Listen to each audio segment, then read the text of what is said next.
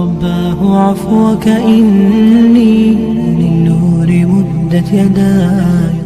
அரஃபாங்கிறது அது நாளா அல்லது ஹாஜிகள் கூடுற அந்த மலையிட பேராங்கிறதா அங்க புரிஞ்சு கொள்ள வேண்டிய விஷயம். அந்த மலைக்கு பேர் தான் அரஃபா. சிலர் யௌம் அரஃபா என்று இணைக்கின்ற பொழுது அந்த அந்த அந்த ஒரு குறிப்பிட்ட நிகழ்வை வச்சு அந்த யௌம் இணைக்கப்படுதுன்னு சொல்லுவாங்க. அப்ப இந்த அடிப்படையில் நம்ம பார்க்கின்ற பொழுது இப்ப ரசூல் ஸல்லல்லாஹு அலைஹி வஸல்லம் எங்களுக்கு வழிகாட்டுனது அரஃபாவுடைய நோன்பு பிடிக்க சொல்லி. அவ்வளவுதானே. ஹாஜிகள் அரஃபா என்ற இடத்துல கூடுகின்ற நாளில் நோன்பு பிடிக்க சொன்னாங்களா, அரஃபாவுடைய நாள் நோன்பு பிடிக்க சொன்னாங்களா என்று பார்க்கின்ற பொழுது ரசூல் ஸல்லல்லாஹு அலைஹி வஸல்லம் அந்த ஹதீஸையும் அவங்களுடைய வாழ்க்கையும் வச்சு நம்ம இதை லேசா புரிஞ்சு கொள்ளலாம். எப்படி புரிஞ்சு கொள்ளலாம்டா, ரசூல் ஸல்லல்லாஹு அலைஹி வஸல்லம் ஒரே ஒரு ஹஜ் தான் செஞ்சாங்க. துல்ஹிஜ்ஜா, அதாவது ஹிஜ்ரி 10ல ஒரே ஒரு ஹஜ் தான் செஞ்சாங்க. அதுக்கு முன்னுக்கு செய்யல, பின்னுக்கும் செய்யல. அதான் ஹஜ்ஜத்துல் விதா.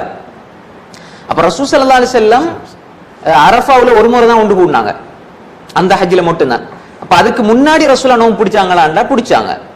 அப்ப அவங்க 9ல பிடிச்சாங்களா, ஹாஜிகள் அரஃபாவுல கூடுற நாள்ல பிடிச்சாங்களா? 9ல பிடிச்சாங்க. அப்ப ஒரு குறிப்பிட்ட வருஷத்துல இபாதத் மாறுதா? இல்ல. ரசூல் ஸல்லல்லாஹு அலைஹி வஸல்லம் ஹாஜிகள் ஒன்று சேர்ற நாளை வச்சு நோன்பு பிடிக்க சொல்ல இல்ல, 9ல நோன்பு பிடிக்க சொன்னாங்க. அந்த ரசூல் ஸல்லல்லாஹு அலைஹி வஸல்லம் அரஃபாவுடைய நோன்பு ஹஜ் 10க்கு முன்னுக்கு பிடிச்சாங்களான்னா பிடிச்சாங்க. எப்ப பிடிச்சாங்க? ஹாஜிகளை ஒன்று சேராம பிடிச்சாங்களா? இல்ல, 9ல பிடிச்சாங்க. எந்த சந்தேகம் இல்லாம. அதாவது ஒவ்வொரு ஊரிலும் பிறை 9 துல்ஹிஜ்ஜா பிறை 9 தான் அவங்களுக்கு அரஃபாவுடைய நாள். ஹாஜிகள் ஒன்று சேருவது என்பது அது ஒரு நிகழ்வு. ஒருவேளை ஹஜ்ஜே நடக்க இல்லை, அப்படி நடக்காமலும் இருந்திருக்கு. இப்ப கொரோனாவால கொஞ்சம் பேரை குறைச்சிருக்கிறாங்க. இதுக்கு முன்னாடி ஹஜ் நடக்காத சந்தர்ப்பங்களும் இருக்குது. அப்ப ஹாஜிகள் ஒன்று சேர இல்லை. அப்ப நம்ம என்ன செய்வோம்டா, 9ல தான் பிடிக்க போறோம். அப்ப குறித்த நிகழ்வு சொல்லல. இன்னும் ஒருவேளை நம்ம இன்னும் லேசா புரிஞ்சு கொள்ளலாம். ஒரு 100 வருஷத்துக்கு முன்னுக்கு இப்ப லைவா எங்களுக்கு பார்க்க முடியாது, போன்ல பேச முடியாது, ஒண்ணுமே இல்லை. அவங்க இப்ப 10, 20, 30, 40 வருஷத்துக்கு முன்னாடி எல்லாம் 6 மாசத்துக்கு முன்னாடி போவாங்க, 6 மாசத்துக்கு போறதான் வந்து சேருவாங்க. அங்க என்ன நடக்குது, வந்தா தான் அவரு வந்து சேர்ந்தா தான் உயிரோட இருக்கிறாருன்னு நமக்கு தெரியும். அப்ப நமக்கு அரஃபாவில் ஒன்று விடுறாங்களா இல்லையா நமக்கு எப்படி தெரியும்? தெரியாது. அப்ப நம்ம 9ல பிடிச்சிட ஒரு பிரச்சனையும் இல்லை. அப்ப ஏன் நாம ஏன் அப்படி சொல்றோம் என்றால், இப்ப இஸ்லாம் என்பது காலத்துக்கு காலம் மாறுபட்டு போதா இபாதத்துகள். இப்ப தொழில்நுட்ப வளர்ச்சி வந்ததுனால இபாதல் மாறுபடுது. அப்படின்னா இப்ப மாஷா அல்லாஹ் ஹஜ்ஜுக்கு அந்த நம்ம ஹரம் ஷரீஃப்ல டிவியை போட்டு இமாம் சுதேசிக்கு பின்னுக்கு தொழலாமே. ஏன்னா லைவா தெரியுது, நல்ல அழகா கபத்துள்ளால இருந்து இந்த ஸ்கிரீன் நல்லா வளர்ந்து நம்ம அழகா தொழலாம், எந்த பிரச்சனையும் இல்லையே. அப்ப எனவே நம்ம தெளிவா என்ன புரிஞ்சுக்கணும் சொன்னால், நமக்கு மனசுக்கு திருப்தியானது ஹதீஸ்ல சொல்லப்பட்ட அடிப்படையில 9 பிறை 9ல பிடிச்சா எந்த பிரச்சனையும் இல்லை. எங்க அமெரிக்கால இருந்தாலும் சரி, கனடாவில இருந்தாலும், சுவிஸ்ல இருந்தாலும், எங்க ஆஸ்திரேலியா எங்க இருந்தாலும் சரி, எங்க இருந்தாலும் பிறை 9னா அவர் பிடிச்சா எந்த ஒரு அவங்களுக்கு பிரச்சனையும் இல்லை. ஹாஜிகள் இப்ப இந்த இடத்துல அரஃபா இந்த மலையில கூடுறாங்க என்பதை வச்சு அந்த நோன்பு விதியாக்கப்படவில்லை. ஏனென்றா நமக்கு ஆதாரம் சொல்லணுமா, ரசூல் ஸல்லல்லாஹு அலைஹி வஸல்லம் கூட நோன்பு பிடிச்சாங்க. ஆனா அந்த அரஃபா என்ற இடத்துல அவங்க கூடும் பொழுது ரசூல் ஸல்லல்லாஹு அலைஹி வஸல்லம் அது அரஃபாவில் இருக்கக்கூடிய நோன்பு பிடிக்கலாமா பிடிக்க கூடாதா என்று சொன்னா, அவங்களுக்கு நோன்பு அரஃபா அந்த 9 நாள்ல இருக்கக்கூடியவங்களுக்கு நம்ம 9 பிறை 9ல இருக்கும் பொழுது நம்ம நோன்பு பிடிக்கணும் கண்டிப்பா, சரிதானே? அங்க இருக்கும் பொழுது அவங்களுக்கு 9 தானே. அப்ப அங்க அவங்களுக்கு 9, அவங்க அந்த இடத்துல இருக்கிறாங்க.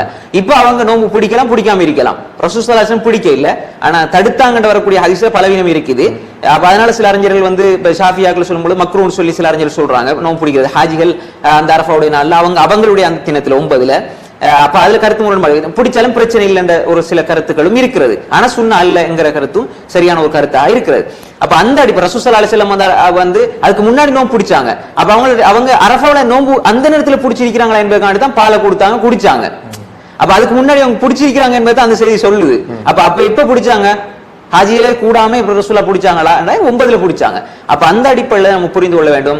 இப்ப நம்ம இதை நம்ம அந்த ஹதீஸை வச்சு பார்க்கும்போது, நடைமுறையை வச்சு பார்க்கும் பொழுது கூட இப்ப லைவ் டெலிகாஸ்டும் இல்ல, போனும் இல்ல, ஒன்றும் இல்லைன்னா கூட நமக்கு ஹாஜியில் எப்போ ஒன்று சேர்றாங்க, எப்போ ஒன்று கூடுறாங்க, என்ன நடக்குங்கிற ஒன்றுமே தெரியாது. அப்ப நம்ம 9ல தான் பிடிக்க போறோம். அது எல்லா வகையிலுமே அது சலாமத்தா இருக்கிறது. அப்ப எனவே இல்ல ஹாஜிகள் அங்க ஒன்று கூறு அதுலதான் நம்ம நோம்பு பிடிக்கணும் அப்படித்தான் பிடிக்கணும்னா நீங்க 8 பிடிக்கிறாங்க, ஒரு நாள் விட்டு போட்டு 10 பிடிக்கிறாங்க. அப்ப எனவே வந்து இது முரண்பாடாக இருக்கிறது. அப்ப அந்த அடிப்படையில வந்து எல்லா ஊர்களையும் எந்த ஊர்ல நீங்க இருந்தாலும் துல்ஹிஜ்ஜா 9 தான் உங்களுக்கு அரஃபாவுடைய நாள். அதுதானே உங்களுக்கு 9 தான் அரஃபாவுடைய நாள்.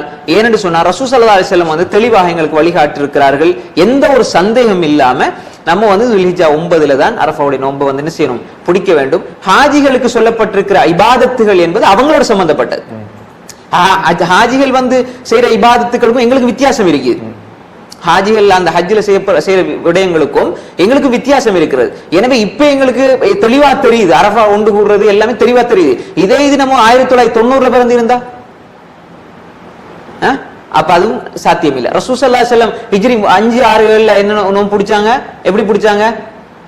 அரஃபா என்ற ஒன்றை இல்லாம 9ல பிடிச்சாங்க. அப்ப அந்த 2 விஷயத்தையும் ரசூலுடைய ஹதீஸையும் நடைமுறை வச்சு பார்க்கும் பொழுது எல்லாருக்குமே எந்த சந்தேகம் இல்லாம சில இப்ப உதாரணமா நாட்களை வச்சு பார்க்கும்போது ஒரு நாட்டுல இப்ப அங்க வந்து அரஃபாவுடைய இதா இருக்கும், அவங்களுக்கு அப்பதான் விடியும்.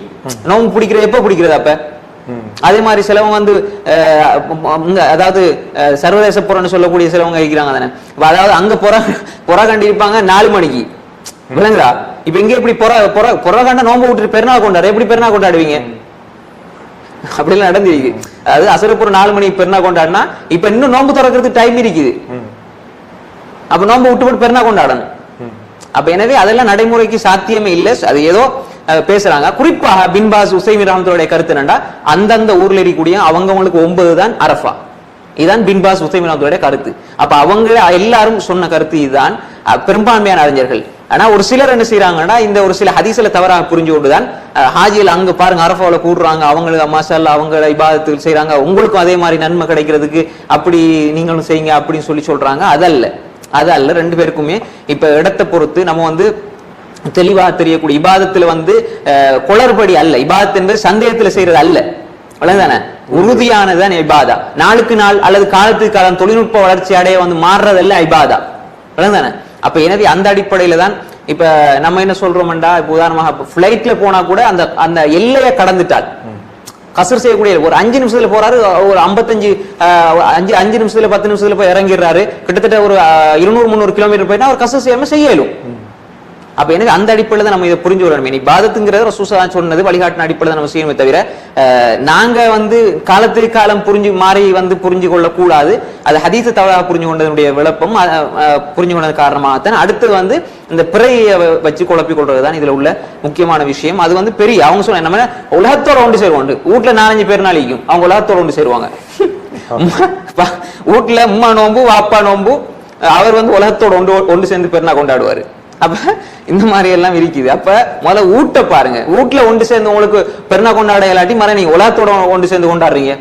உங்களோட ஊர்ல உங்களோட ஊரை விடுங்க, வீட்டுல குடும்பத்துல ஒன்னா பெருநா கொண்டாட உனக்கு என்ன உலகம் கேக்குது. அப்ப எனவே அதெல்லாம் வந்து நடைமுறை நம்ம பார்க்கிறோம், எவ்வளவு பெரிய ஒரு சோதனைக்குரிய ஒரு விஷயம் என்பதை நம்ம பார்க்கிறோம். அப்ப எனவே அந்த அடிப்படையில எந்த ஊருக்கு நீங்க இருக்கிறீங்களோ அந்த ஊருடைய பிறை கமிட்டி அறிவிக்குதா துல்ஹிஜ் இதான் 9 அறிவிக்குதா, அந்த அடிப்படையில் நீங்க பெருநாளை அந்த நோன்பு பிடிங்க, பெருநாள் அதே மாதிரி கொண்டாடுங்க. தனித்து போற ஒரு சில 5-10 பேர் சேர்ந்து கொண்டு நாம எல்லாம் வந்து அங்கிருந்து கோல் வந்து எனக்கு என் மாமா வந்து ஆஸ்திரேலியா இருந்து கோல் வந்தாரு, எனக்கு பெரியப்பா வந்து கனடாவில இருந்து கோல் வந்தாரு, இதை எடுக்கிறதுக்கு உனக்கு யார் அதிகாரம் இருந்தது? உங்களுடைய கருத்தை கேட்கறதுக்கு ஒரு 10 பேர் இருப்பாங்க. இது வந்து தீர்மானம் இல்லை. ரசூல் சொன்னாங்க மக்கள் நோன்பு பிடிப்பதான் நோன்பு பிடிக்கிற நாள். அப்படின்னா நீங்க வந்து அந்த நாட்டுல குறிப்பிட்ட அந்த எல்லைக்குள்ள இருக்கிறவங்க எல்லாரும் ஒன்று சேர்ந்து பிடிக்கிறாங்க, எல்லாம் ஒரு கட்டுப்பாட்டுக்குள்ள ஒரு நிர்வாக ரீதியா ஒரு கட்டுப்பாட்டுக்குள்ள இருக்கிறாங்க. இப்ப நீங்க தீர்மானிச்சிட்டீங்க, அரசாங்கம் சொல்லுது இல்ல இந்த அதாவது எந்த கமிட்டி தீர்மானிக்குதோ அதைத்தான் நாங்க எடுப்போம் அரசாங்க ரீதியா இருக்கின்ற பொழுது நீங்க என்ன செய்வீங்கன்னா அந்த லீவு நாள் எதை கொடுப்பாங்க? அரசாங்கம் கொடுக்கிறது. அப்ப எனவே அப்ப அதுல வந்து 190% பெருநா கொண்டாட யாருடைய பெருநா ஏற்றுக்கொள்ளப்படும்?